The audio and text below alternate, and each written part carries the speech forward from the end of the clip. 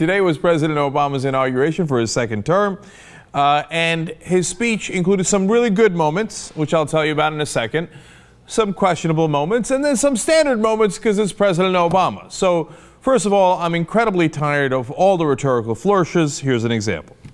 Fidelity to our founding principles requires new responses to new challenges. That preserving our individual freedoms ultimately requires collective action. Now, more than ever, we must do these things together as one nation and one people. My fellow Americans, we are made for this moment, and we will seize it so long as we seize it together. Oh, I'm so tired. I'm so tired. This is our moment. Like it was back in 2004, like it was in 2008. I've heard this speech 28 times. And I know what happens in our moment. Oh, yeah, well, we had to strike a deal with the insurance companies. Listen, a quarter of a loaf is better than no loaf, okay? So when I hear that this is our moment and together we did, I'm tired. I'm exhausted. I'm burnt out from all the wonderful, happy, shiny speeches from in the past. And I can't help but constantly think of the 2004 speech, which was his best speech, the Audacity of Hope. That was, of course, in Kerry's convention at the DNC. And I think back to the promise and why people were excited about him in the first place, and then how he delivered in the first term, which, as we've shown you over and over again, was not very much. And so when I hear the same words after seeing the actions, you'll forgive me for not being quite as excited. All right, now we do another classic Obama here. We have never relinquished our skepticism of central authority, nor have we succumbed to the fiction that all society's ills can be cured through government alone. There we go. Not too much government, not too little government. I'm a little Republican, I'm a little Democrat. Now, without the context of Obama's first term, that's a perfectly fine thing to say, and I would probably agree. But I've seen this movie before, and it leads to, I'll agree with the Republicans 89% of the time, and then maybe I'll agree with the people who actually voted for me 11% of the time. Now we get to the part that bothered me the most. This generation of Americans has been tested by crises that steeled our resolve and proved our resilience. A decade of war is now ending. Oh, come on. There was a recent article about how the war on terror will continue for at least another 10 years. And as far as the eye can stretch, in fact, there is no plan to end it. It is indefinite. And in fact, as the president was speaking today, we did another drone strike in Yemen. 2 killed, 3 wounded. On Saturday, right before all this happened, 2 U.S. drone strikes in Yemen, 8 people killed. But don't worry, we are assured that they were all militants.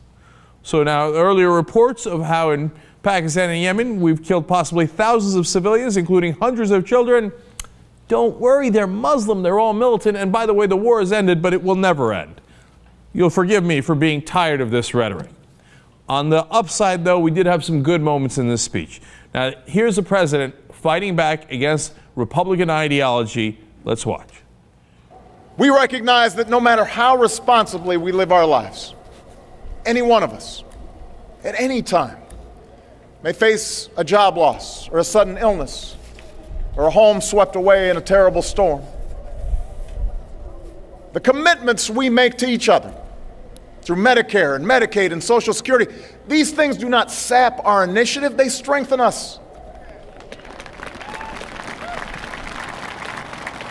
They do not make us a nation of takers, they free us to take the risks that make this country great. Now, the really positive part of that, and why I liked it, is he's aggressively taking on the Republicans' idea of, oh, you're a nation of takers, and you just want stuff. He's saying, no, this isn't to make us takers. This isn't to make us weaker. It's to make us stronger. When you have the base that Medicaid, Medicare, and Social Security provides, then you can build upon that. That's how this country was founded and built, and all the great progressive presidents we have had, Roosevelt and Kennedy and Lyndon Johnson with the Civil Rights Act, etc., have believed in this and have built the country that way. So it was nice to see him making the progressive case. On the other hand, he says that he will protect those programs. Well, that's where I'm a little bit more skeptical, because we have seen him time and time again offered to cut Medicare, Medicaid, and Social Security when in negotiations with the Republicans, which he will now enter a couple of months from now. At around April 15th, we have another showdown coming. Will he not offer those cuts? My guess is he will offer those cuts, and he'll come out and do the Republican talking point of, I didn't cut them, I strengthened them. They never strengthen defense by cutting it. They strengthen defense by adding to it, right?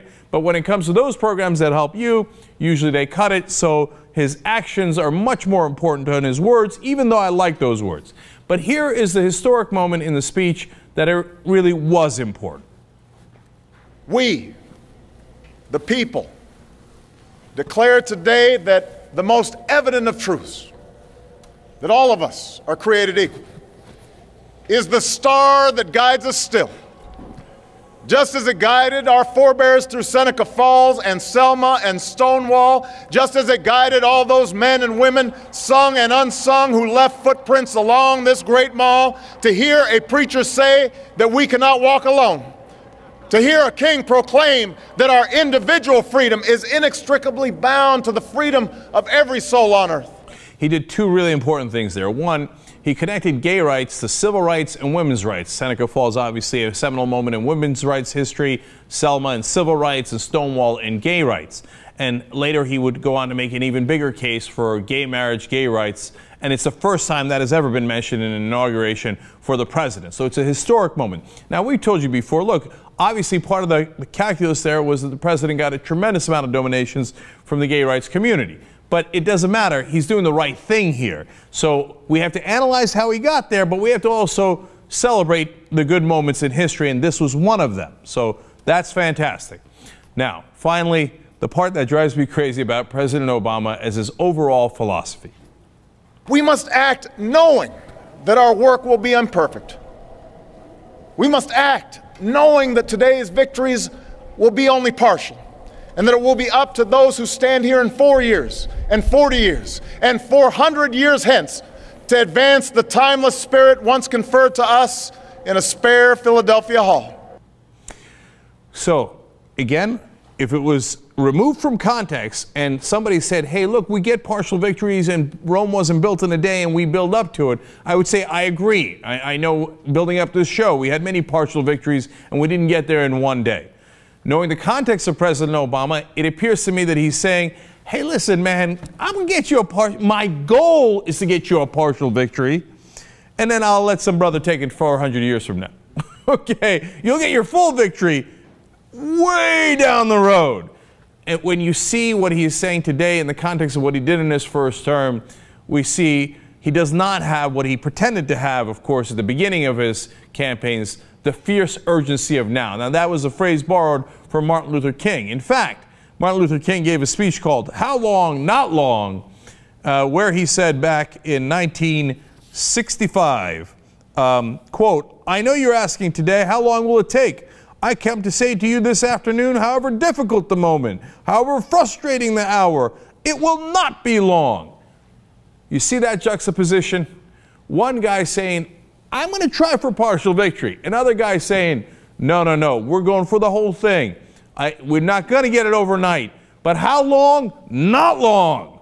Now, this is also Martin Luther King Day, so I wish the president would have taken his cue from King a lot more than he did.